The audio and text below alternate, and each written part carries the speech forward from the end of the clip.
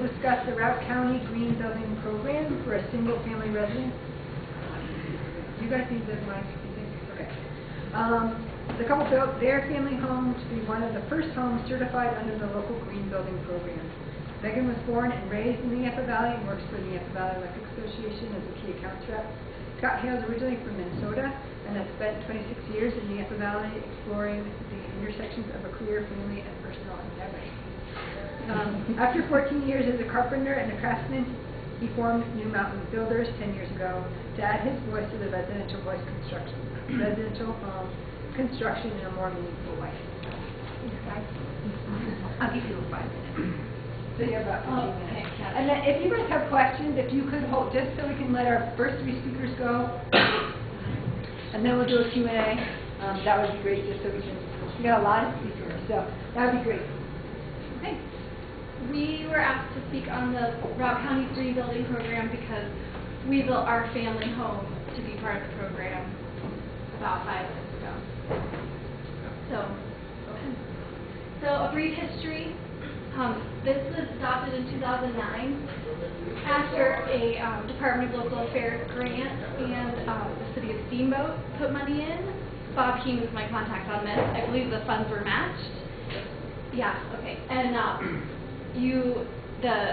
the building department hired a consulting team, and usually good contact too. and they really tapped a lot of local knowledge. From what I understand, it was hundreds and hundreds of hours and meetings where they crafted this real tailor-made program just for the Routt County Building Department.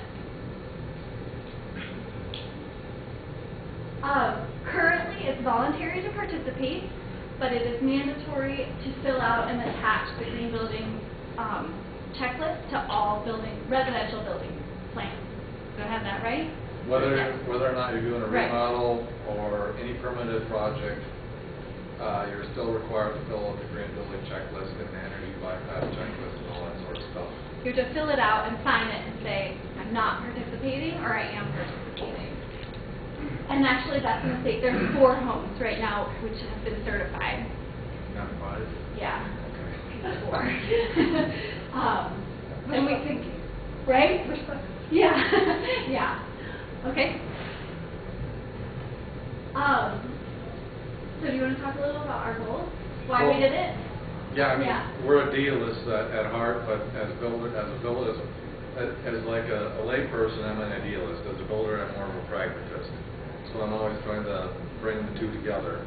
So, but our goal essentially was just a modest approach to what we were going to do and see where that got us. And by that I mean, how did this house actually test out in terms of performance compared to similar homes that are built in Routt County? Yeah, I mean, it was our family home, so we definitely had a pretty tight budget. Yep. But we wanted to do some kind of certification program, so we thought that this would be a good fit for us because, and we went right in the middle. We certified right in the middle. We weren't at the top, yeah. Well, which means that there's 3 levels of certification. There's a green level, a blue level, and then like a black level. We're blue. We achieved blue without a heck of a lot of effort, honestly. So we wanted to understand the program and how it works. Megan brought experience with LEED programs, along with, we had a former life in Bend, Oregon for 3 years. And she had some experience with LEED programs, so she brought that to it. And this was another program that we could compare and contrast to the LEED program. We feel very strongly that energy efficiency ought to be everybody's goal. A high level of energy efficiency pays dividends on and on and on down the road. And then obviously we were I've been a carpenter for many, many years, but we were a budding home builder at that point in time, and we felt, that this was something that was going to really catch hold in our market, and we wanted to be at the forefront of what was happening in terms of energy efficiency and sustainability. According to the building department, they feel why we should do it is because it will be a minimum of 20% better performing energy-wise than code. increased comfort, a healthier home, and better resale. And we just added to that, and every speaker will probably talk about this tonight, it's the 5 pillars of green building. And the great thing about certification programs is that they touch on all of these. So the health of a home, the energy savings, the resource conservation, the material efficiency, and the social equity involved in construction. And I wanted to touch on that as well. Can we go back to that one? So health refers to like indoor air quality, healthy products, off-gassing type products we're trying to mitigate those as much as possible through programs like this. We have ventilation systems in our homes. For the green building program, you want to have a ventilation system if you're building tight, which is extremely airtight building envelope. You're going to have, if you have toxic products in your house, you're going to have high levels of toxins. So you want to ventilate those away, and that's it. And we can mitigate some of that by using healthy materials like low VOC paints or no VOC paints. We can use more natural finishes like eliminate polyurethanes on wood finishes and just use natural wood. The list goes on and on and on, but that's just kind of an overview. And then I think energy kind of speaks for itself.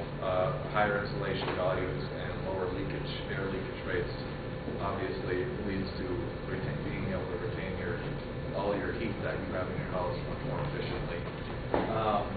Resource conservation really pretty much refers to what materials are you using, where are they coming from, and are they a product that is just a throwaway product?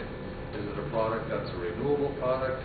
Is it a product that can be recycled or composted in some fashion so it doesn't have a burden on our ecosystems when it gets torn out and rebuilt or whatever? Material efficiency, that really speaks to a well-planned house. If you design the house with 30 corners on it and 10 different roof pitches, or if you design simple volumes and like simple roof designs, so you're using fewer materials obviously with a more simple design.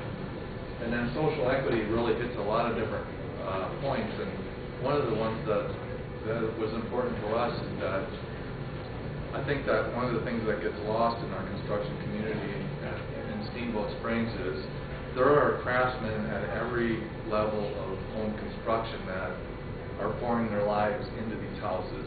And are they making reasonable livings? Are they making reasonable wages? Or is it just a bottom dollar kind of a deal where whoever's the lowest bidder is coming in? And are they safe? They get this project, yep. How safe are they on the job? Is your house located 10 miles from nowhere? Or is it closer to mass transit type buses, that sort of thing, carpooling? Maybe are you closer to economic centers like grocery stores and that sort of thing? So the farther you are out away from that, the more of a drain you are having on your community. So if you're a little closer to that sort of stuff, you're a little more in contact with the community. And so that's what social equity basically addresses. And every good certification program will be hitting those pillars.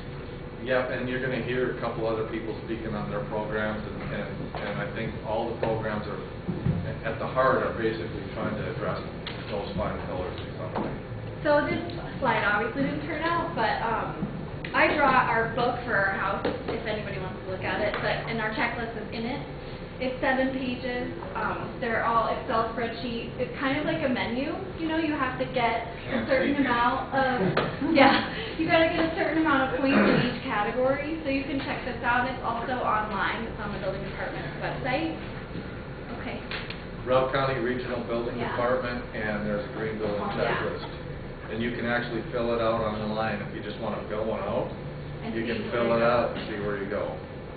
So, this is some more reasons why we did it.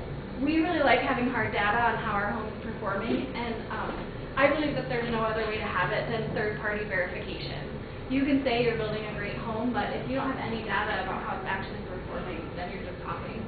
So I like that certification programs have third-party verification. So we have 2 blower doors on our house. We also believe in supporting our community's vision of sustainability, and this was really that. You know, as a community they came together, and we wanted to support that.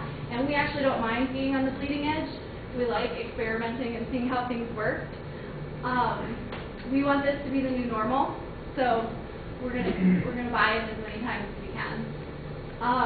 Our home is 600 square feet. Our heating bills are $200 a year. So for us, that's extremely economically sustainable. We have a family of 4, and we can live in steamboats because it's not bankrupting us. And we also feel many of these items you'd already want to do, such as Scott brought up the point of radon.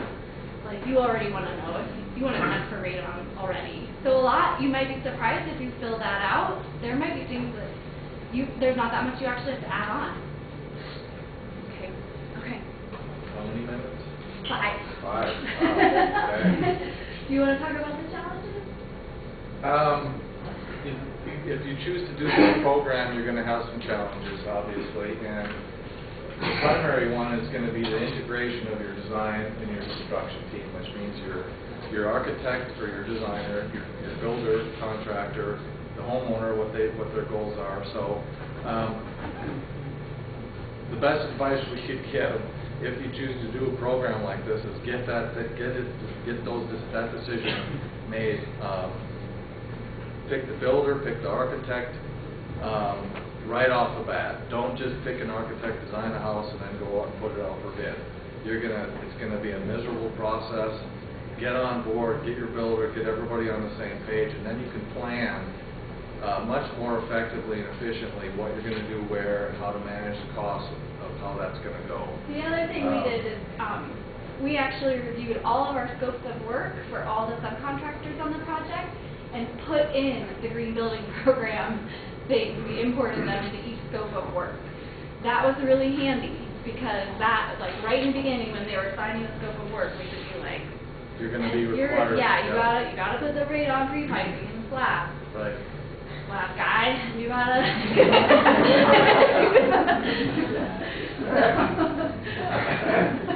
There's a tremendous amount of research. If you have ambitious goals, there's a tremendous amount of research that goes into what materials am I going to use, where am I going to get them, how am I going to get them here. We live in a really remote location. It costs a lot of money to get the materials here in many cases. You'll run into the situations where you plan on buying something, and then at the 11th hour it's not available. And then you're like, okay, now what are we going to do? How are we going to get it here in time to keep our schedule intact? So you're going to have that sort of thing. Somebody's got to be in charge of doing all of the paperwork, documenting where the material came from, what you paid for it. It's got to be documented on your plans.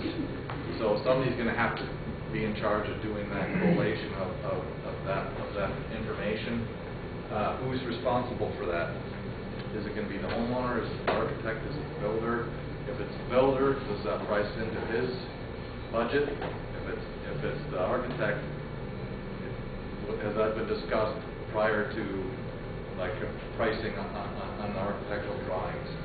So that'll be an issue that you're gonna run into, and it takes a tremendous amount of time. And what ends up happening in our experience that often, and this is discussions with other professionals in the building community, is that if it hasn't been adequately addressed, then somebody's doing more work than they're getting paid for, and that can be an unhappy situation. So just heads up about those sorts of things.